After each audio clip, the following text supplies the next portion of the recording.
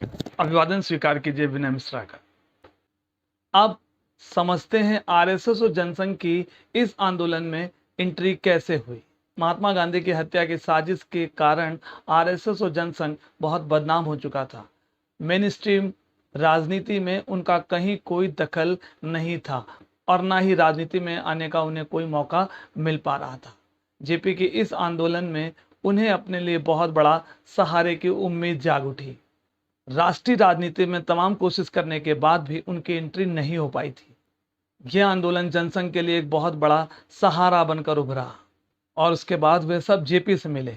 जनसंघ ने तो यहाँ तक वादा किया कि बाद में वे सब इसी पार्टी में शामिल हो जाएंगे, आरएसएस को छोड़ देंगे और इसी पार्टी में सबका विलय हो जाएगा। इसके बाद पूरे देश में आंदोलन चला। उनका ये झूठ थोड़े दिन में ही खत्म हो गया, ये सब जानते हैं। और जब यह आंदोलन चला तो उसका दमन भी हुआ। जगह जगह पुलिस अपनी मनमानी करने लगी और अपने ऊपर के आकाओं के आदेश के कारण पुलिस ने इस आंदोलन का दमन करना शुरू कर दिया। उसके बाद जेपी ने एक कॉल दी कि आर्मी और पुलिस वालों को सरकार का कहना नहीं मानना चाहिए। अब आप सोच के देखिए, किसी चुनी हुई सरकार में आर्मी और पुलिस को इस तरह की बात कही जाए कि सरकार का कहना ना माने तो इसे विद्रोह की श्रेणी में रखा जाता है।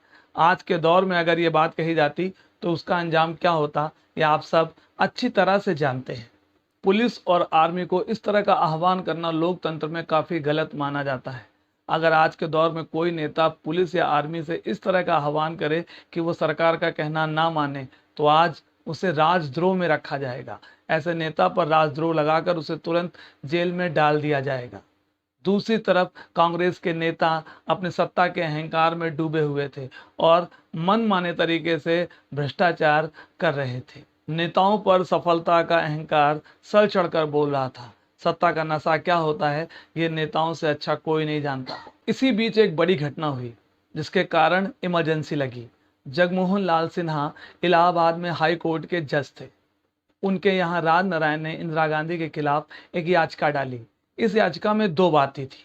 पहली, यशपाल कपूर के बारे में कहा गया कि सरकारी नौकरी से इस्तीफा देने से पहले इन्होंने इंदिरा गांधी के चुनाव में काफ़ी मदद की। यूपी में कुछ सरकारी अधिकारियों ने इंदिरा गांधी के मंच बनवाने में उनकी मदद की है। अब आप सोच कर देखिए, ये कैसे बेबुनियाद आरोप थे, ये कैसे बेबुनियाद तर्क थे। आज के दौर में जहां नेता एक पार्टी से दूसरी पार्टी में जाने में कोई हिचक नहीं करते। सोच कर देखिए कैसे ये तर्क थे और कैसे ये दलील थी जिनके कारण हाई कोर्ट में मुकदमा दर्ज किया गया। इसके बाद इंदिरा गांधी को हाई कोर्ट जाना पड़ा और उन्होंने जस्टिस जगमोहन लाल सिन्हा के सामने बयान दिया। क्रॉस एग्जामिनेशन हुए।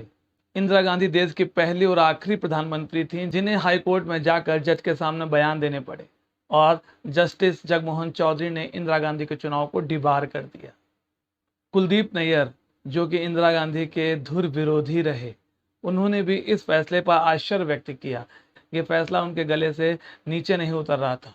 और एक बात और भी थी जो आपके गले से भी नीचे नहीं उतरेगी।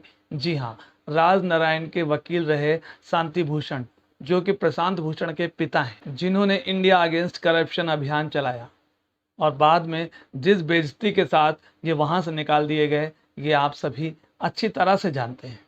इसके बाद इंदिरा गांधी ने सुप्रीम कोर्ट में हाई कोर्ट के फैसले के खिलाफ एक याचिका दायर की।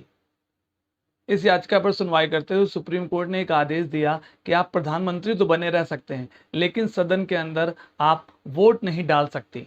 और उसके बाद शुरू हुआ इमरजेंसी का दौर। जी हाँ, बहुत से नेताओं को जेल में डाल दिया गया। प्रेस पर रोक लग गई, प्रेस पर सेंसरशिप लग गई। बहुत सी चीजें हुई जिसमें नसबंदी जैसी चीजें भी शामिल थी।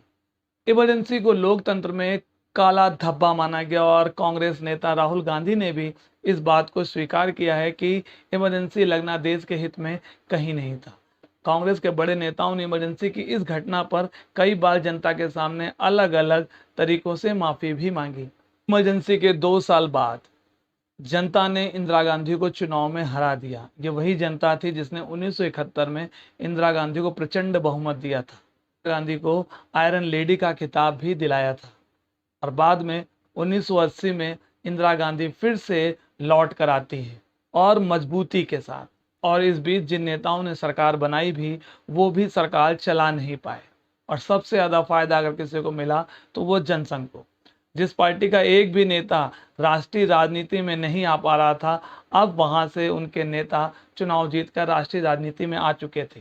लाल कृष्ण आडवाणी को मंत्री पद भी मिला।